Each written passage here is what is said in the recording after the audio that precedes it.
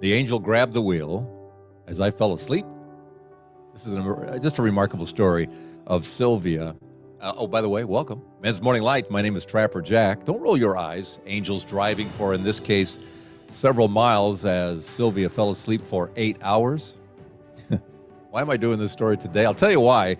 This morning I woke up at 3:33 a.m. That's kind of a cool number, heavenly number, 3:33. Think of Trinity. I think of Jesus, age 33. 333 together. That's pretty good. But it was later in the day when I was going through some podcasts, and I thought, I haven't listened to Father Mike Schmidt's Bible in a Year in forever. So I flipped it on, and it was day number 333. And I thought, I got to know what are the stories today. And one of them involved angels. This is maybe the biggest angel story in the Bible. This is the one where Peter's in jail.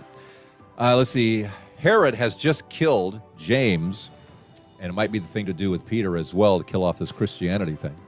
And Peter's in jail. He's between two guards. He's shackled there. The angel comes in, lights up the room, nudges Peter, wakes him up, says, get your cloak on, get your sandals on, we're out of here. And they split. Peter thinks he's probably having some sort of vision or dream or something, until they get out to the city limits, and these gates out there just open all by themselves. And then the angel disappears, and he thinks, wait a minute, this is for real. So he goes to his friend's house, knocks on the gate, maid comes to the door, hey, it's Peter, and she doesn't open the door. She goes back and says, Peter's here. And they go, it can't be Peter, he's in jail. It must be Peter's angel. Interesting.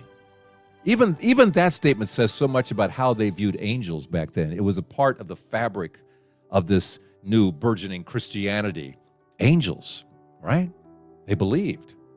So they thought it was maybe Peter's angel, and Peter's out there, no, it's me, come here. Smell me, I smell like fish. It's me, upon the rock guy. So they come out and they let him in, and he tells the story, and he holds up his hand and he says, you got to hear this story of how I got out of jail. Tells him the whole story, and then he says, tell everybody. This is amazing. Compare that to where we are now with a story like Sylvia's. She was awake for over 40 hours for a reason. I'll tell you what, we'll put the link into the Touched by Heaven episode this is in so you can hear the whole story. But she's dead on her feet, but she has to go pick somebody up. It's 11 o'clock at night. She gets in the car. She starts driving her white Chrysler down the road. About 5 minutes down the road, she starts nodding off. But an oncoming car honks and wakes her up, but only for the moment. She is so tired, she dozes back out. And this is what the angel does next. So when I woke up, I remember swerving back into my lane, and then I must have just fallen right back to sleep, because the next thing I remember is that I was actually in a parking lot at a car dealership, and I was parked with nothing else besides white cars. I was driving a white Chrysler Pacifica. Where I was just nothing surrounded but white cars surrounding me. I started thinking, did somebody drive me here? Like, how did I get here, And how far, and how many miles from the Walmart to where you are? Maybe 10 to 12 miles. And there's several turns to get there. It was on 23rd Street, and where I was at, it's called Tyndall Parkway.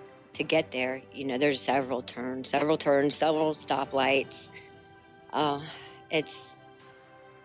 There's no other way around it than it to have been, the hand of God, an angel, taking that wheel to spare other people, just as much as myself, there's other people that definitely are spared, because there's no way. I was definitely asleep. I woke up and it was the next day about 7 a.m. I actually had my dog in the car, which I still have now, Heidi. She was with me, and I woke up and she was just panting in my face and like, what are we doing here? So I, looked around and like, wow, I'm in a car dealership, and I look and I'm like, I'm parked exactly with, perfectly parked with just the white cars. It was like, and I go to start my car and I'm completely out of gas. Couldn't even start my car. And you've run out of gas perfectly. Yep. Couldn't even start the car. So what'd you do? The first person that came to my mind, I called him, and I didn't even know that he had his own little tow truck, that's what he did for a living. I didn't know that. And so anyway, he's like, yeah, I'm right around the corner. And but he for whatever reason popped into your head. Yep, popped in my head. And it took probably 5 minutes from the time I called him for him to come in, and he had a gas can and just filled with gas and gave me some gas, and I went about my business. I've never told anybody except for my husband about this. I've never told anybody. As opposed to Peter, tell everybody. It's not the world we live anymore. We forget the church was built on the miraculous. The angels play a huge role. Your angel's sitting right there with you, waving at my angel. No, on the other side of it. On the other, yeah.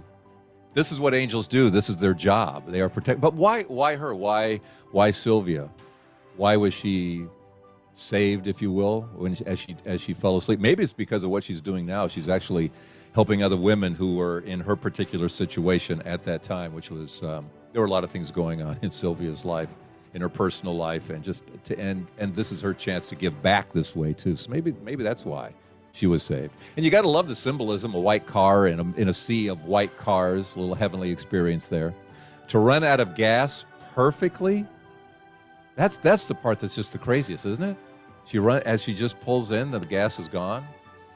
And then when we run out of gas, we're supposed to look up. Well, she looked up somebody that maybe could help her, having no idea he has a tow truck company and that he's just around the corner. I mean, everything is just so mind-boggling in this entire story. I am just on an angel kick this week because we forget they're there with us, that this is part of our reality, God's first creation, and he gives them to us to guard over us and watch us, and sometimes, even as we sleep, take care of a few things.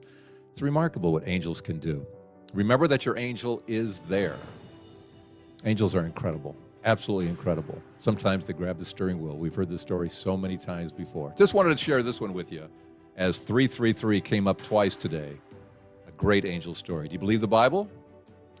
And Sylvia's right there reminding us, everything we read in the Bible is still happening today. As he was in the beginning, is now, and ever shall be.